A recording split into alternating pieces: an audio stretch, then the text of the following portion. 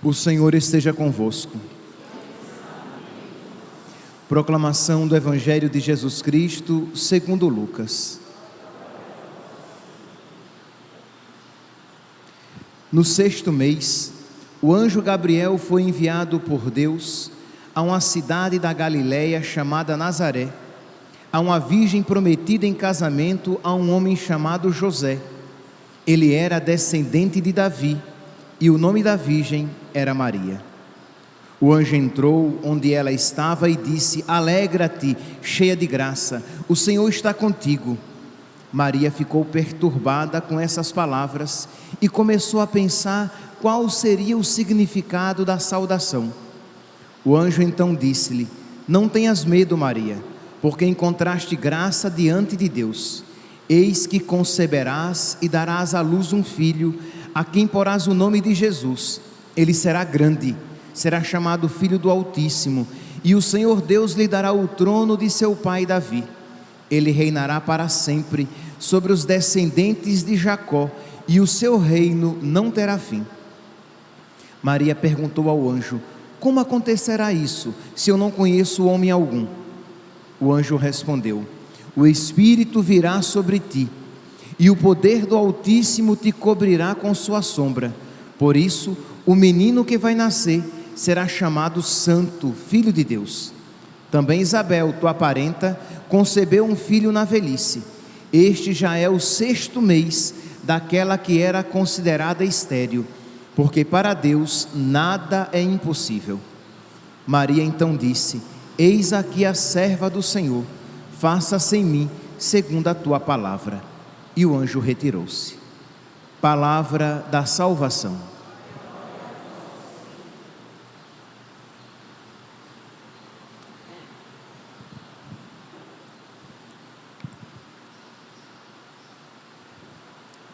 Caríssimos irmãos e irmãs, a liturgia da palavra de hoje nos apresenta uma contraposição entre rebelião e obediência, entre rebeldia e docilidade. De um lado, nós vemos aqui na primeira leitura retirada do livro do profeta Isaías, essa passagem em que o rei Acaz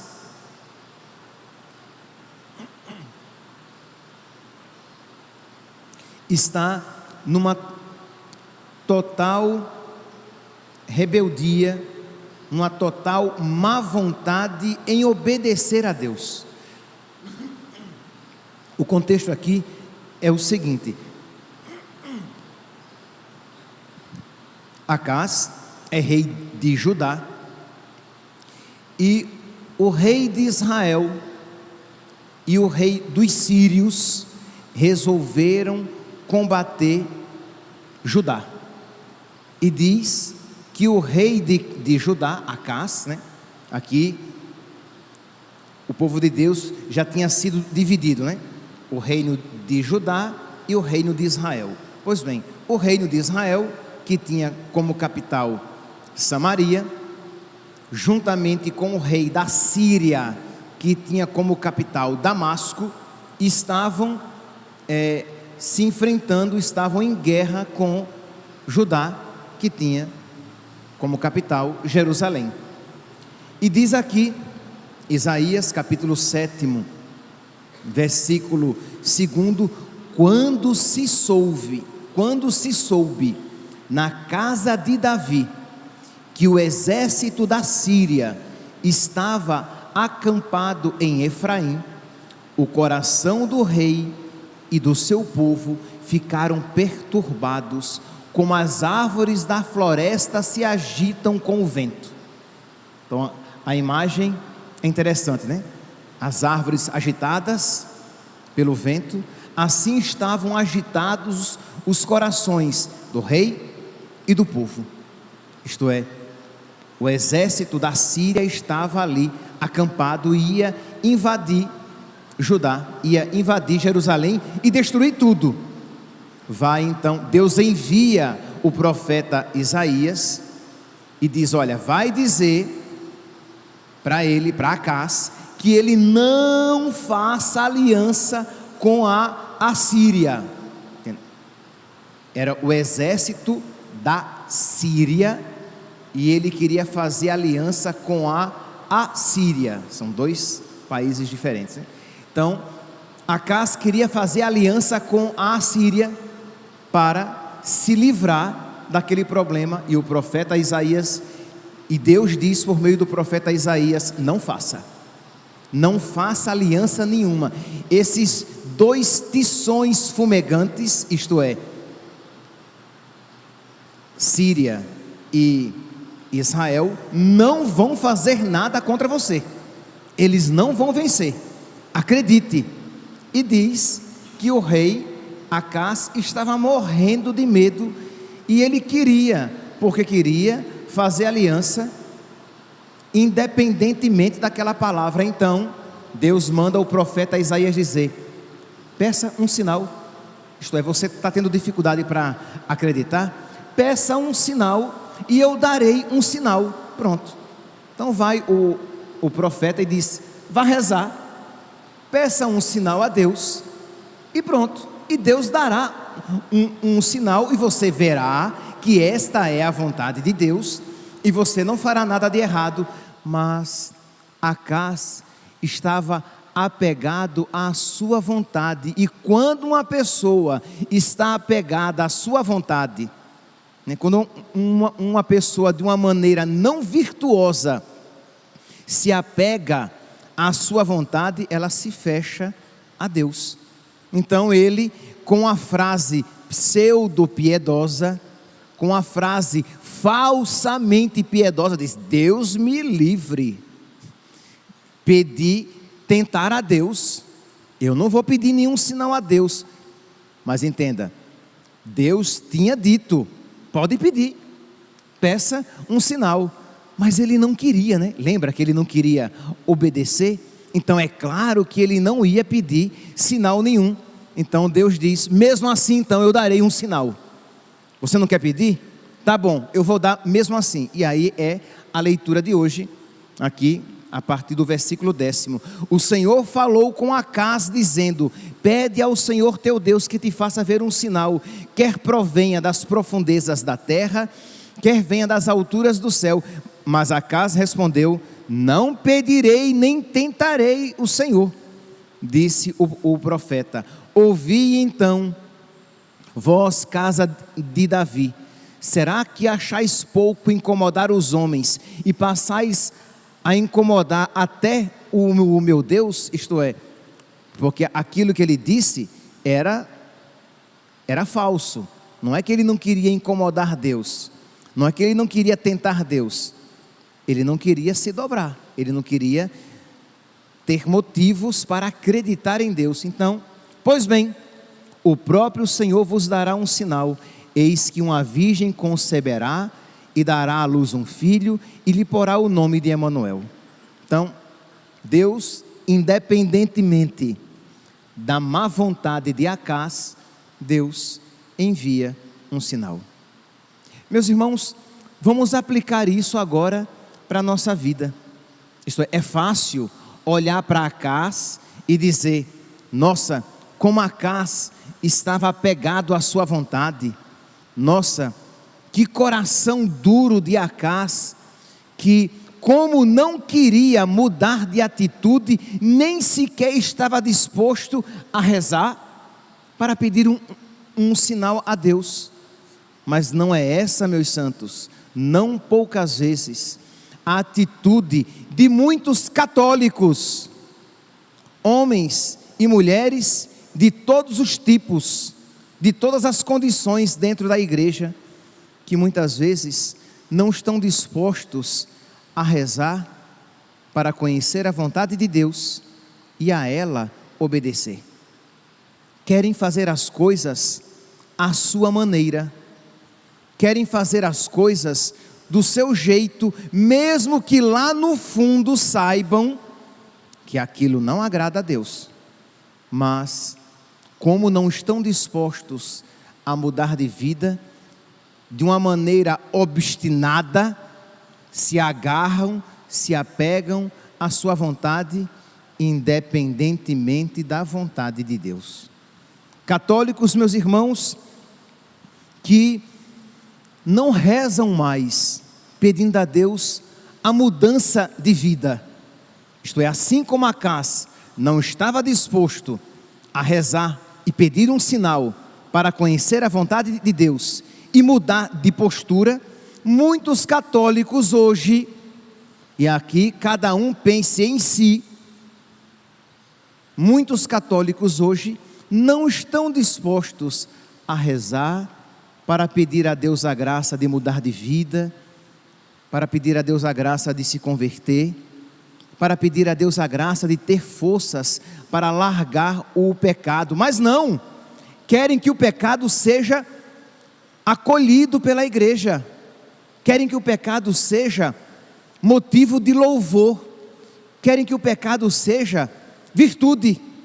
Ora, se o pecado foi acolhido na igreja, se o pecado é motivo de louvor, se o pecado não é mais condenado, então, para que é que eu preciso mudar de vida?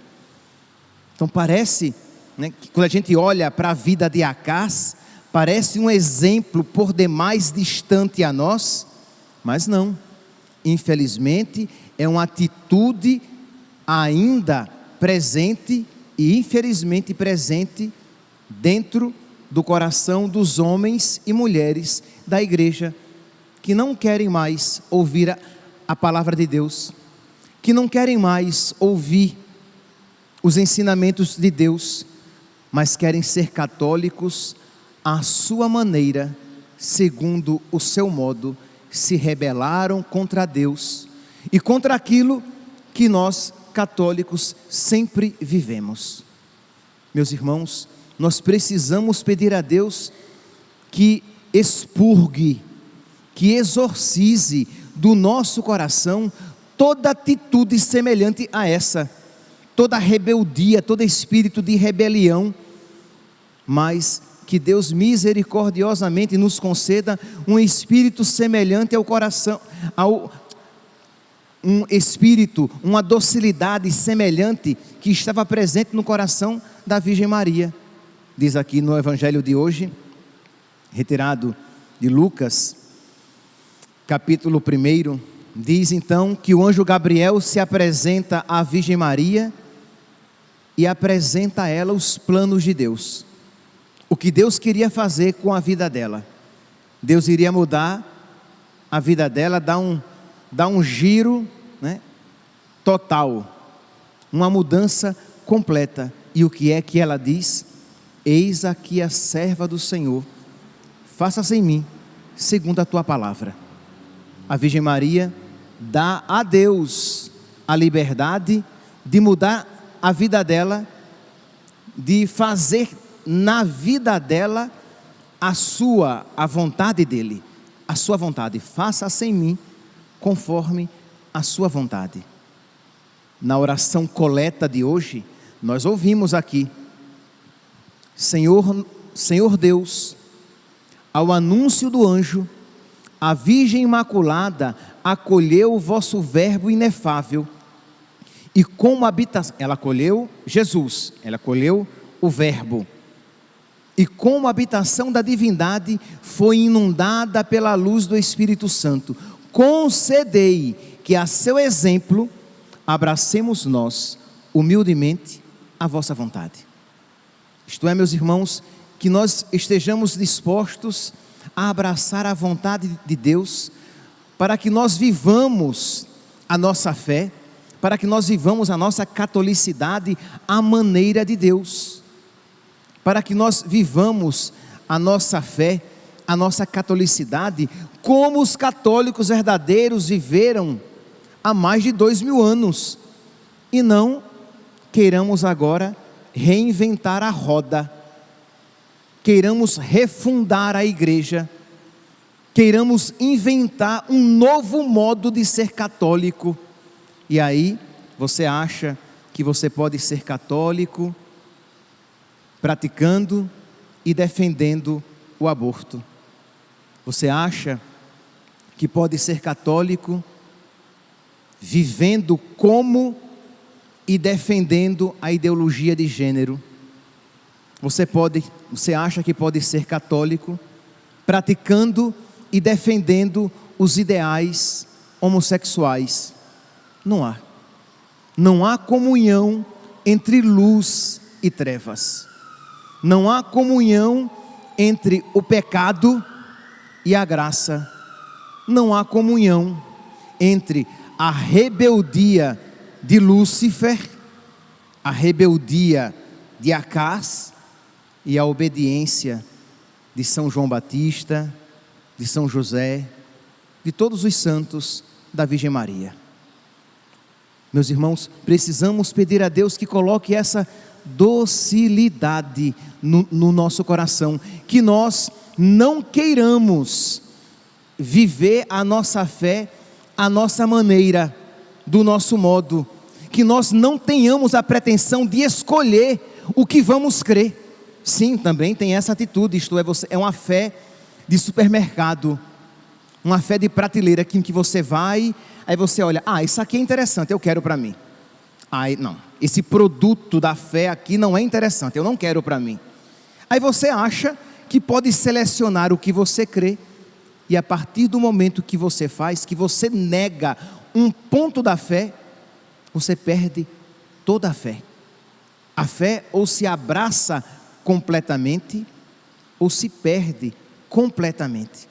Queiramos ser católicos, crendo e vivendo como os católicos creram e viveram.